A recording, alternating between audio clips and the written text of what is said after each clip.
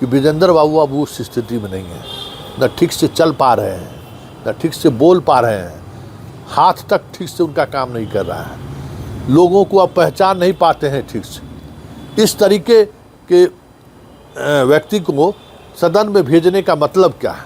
नमस्कार, पॉलिटिक्स में आप सबों का स्वागत है।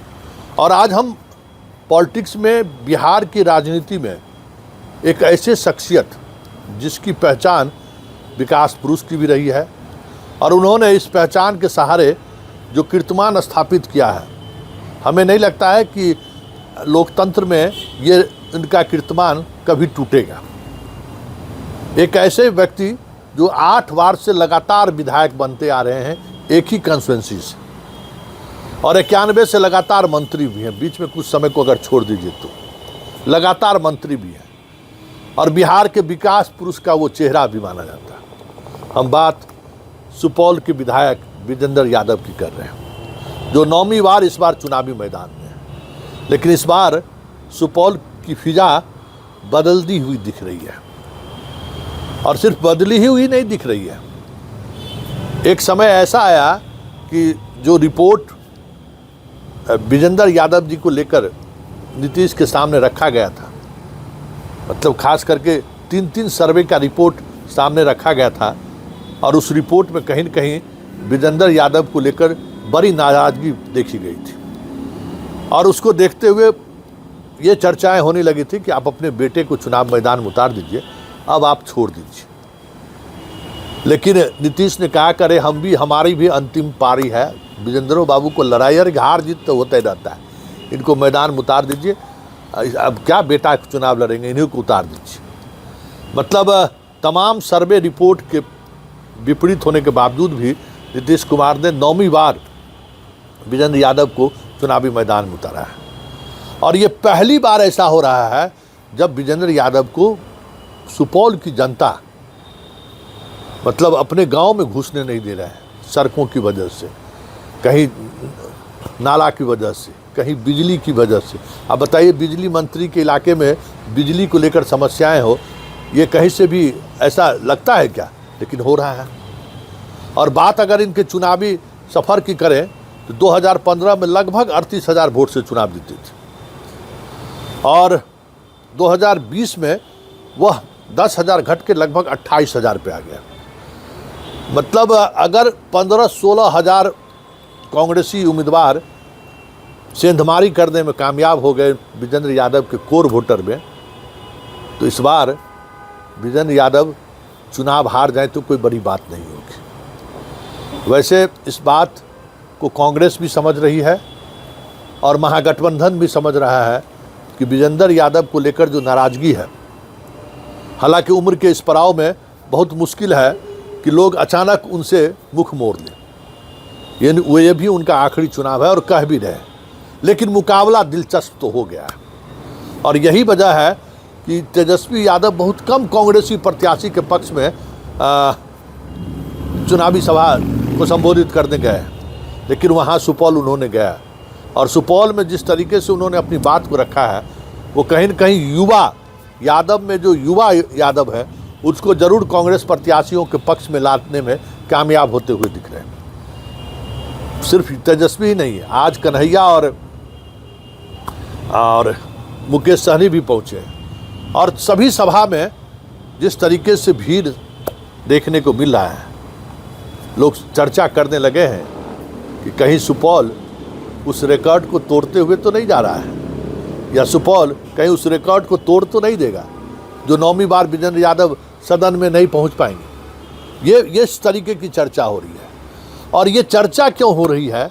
जब लोगों को इस पर बात करने की कोशिश हुई तो सबों का ये कहना था कि विजेंद्र बाबू अब उस स्थिति में नहीं है, न ठीक से चल पा रहे हैं, न ठीक से बोल पा रहे हैं, हाथ तक ठीक से उनका काम नहीं कर रहा है, लोगों को अब पहचान नहीं पाते हैं ठीक से। इस तरीके के व्यक्ति को सदन में भेजने का मतलब क्या है? युवा वोटरों में इस तरीके की चर्चा है। लेकिन इससे इतर जो सबसे महत्वपूर्ण बात है कि कांग्रेस ने जिस तरीके से अपनी पूरी ताकत झोंक दी है, ऐसे में सुपौल जैसे जगहों पर, हालांकि 28,000 का मार्जिन बहुत बड़ा मार्जिन होता है, कांग्रेस 15,000 वोट पाट कर चुनाव जीत जाए तो कोई बड़ी बात नहीं होगी। वैसे एक बात ये भी है कि जो चीज़ें दिख रही हैं और जिस तरीके से दिख रही हैं, कुछ लोगों ने अपनी प्रतिक्रिया भी व्यक्त की है इस चुनाव को लेकर। जरा उस प्रतिक्रिया को भी सुनिए। तेजस्वी ने क्या कहा, जरा इसकी बात भी सुनिए। कन्हैया और मुकेश सहनी ने कांग्रेस प्रत्याशी को लेकर क्या कहा है, इस बात को भी सुनिए। और युवा, सुपौल का युवा क्या सोच रहा है, जरा ये भी सुनिए। और इन तमाम बातों को सुनने के बाद आप खुद तय कीजिए कि आखिर सुपौल क्या वाकई में करवट लेने वाला है। आप सब लोगों से अपील करने आए हैं कि भाई मिर्जा जी को आपके निशान पर भारी वोट दे करके बहुमत से आप लोग जिताने का काम करें और महागठबंधन का सरकार बनाए। बताइए, सरकार बदलना है ना? हाथ उठाकर के बताइए। तो आप सब लोगों को हम कहना चाहते हैं कि एक मौका आप तेजस्वी को दीजिए। एक मौका मिलेगा सरकार बनाने का तेजस्वी को। देखिए, इस बार सुपौल से भी बदलाव कीजिए और आप सब लोग मिलकर को भारी बहुमत से बिजली बनाने का काम कीजिए। मुझे क्या माला पहना दे, पटना नहीं है।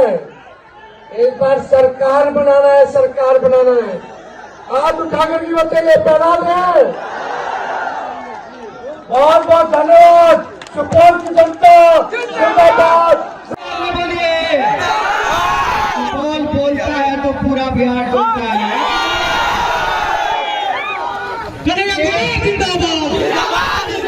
देखिए, पूरे बिहार में बदलाव का माहौल है। बदलाव का माहौल है कि नहीं? बदलेगा ना? गठबंधन की सरकार बनेगी ना? मुकेश सहनी जी मुख्यमंत्री बनेंगे ना? तो एक एक वोट महागठबंधन को दीजिए। बिहार में नौकरी देने वाली सरकार बनाइए। बहुत बहुत शुक्रिया, बहुत बहुत धन्यवाद। ये मजबूती से महागठबंधन समर्थित हमारे कांग्रेस के प्रत्याशी भाई विनोद रामानी जी हैं। इनका चुनाव चिन्ह पंजा है।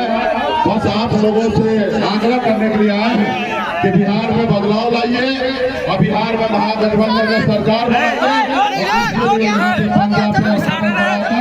विनोद रामानी जी को विजय का माला पहनाई। कांग्रेस देश बहुत बढ़िया चला, राहुल को बनाएंगे। जब से मोदी आया सबको रोड बेच लिया, सड़क बेच लिया, पुरान का बेच कर बर्बाद कर दिया लोग को। रामानी जाते हैं, सबसे मिलते जुलते हैं, सबको मदद करते हैं। और विजेंद्र यादव चिंती है उनको? वीरेंद्र यादव को हमने चिंते हैं। नहीं चिंती, देखी है कभी? कभी नहीं देखे। अगर हमको रोजगार मिलेगा, हम खाली नहीं बैठे रहेंगे तो मेरे अंदर कई तरह का गंदगी नहीं आएगा। हम क्राइम नहीं करेंगे, नशे में नहीं जाएंगे, गलत राह पे नहीं चलेंगे। अभी आप बगल में सदर अस्पताल सुपौल है, वहाँ आप चले जाइए। आपके पास एक ज्यादा से ज्यादा माइनर इंजरी आ गया हो, आपको सर पे चोट लग गया हो या किसी भी तरह का एक्सीडेंट हो गया हो, आप जाइए हॉस्पिटल के पास, तो वहाँ पे देखेगा कि आपके पास हल्का सा भी ब्लीडिंग अधिक हो रहा है, सीधा रेफर कर देगा दरभंगा। इससे पहले से 8 बार से 40 साल से विधायक रहे हैं विजेंद्र यादव। कुछ काम हम किए हैं? कुछ नहीं किए हैं।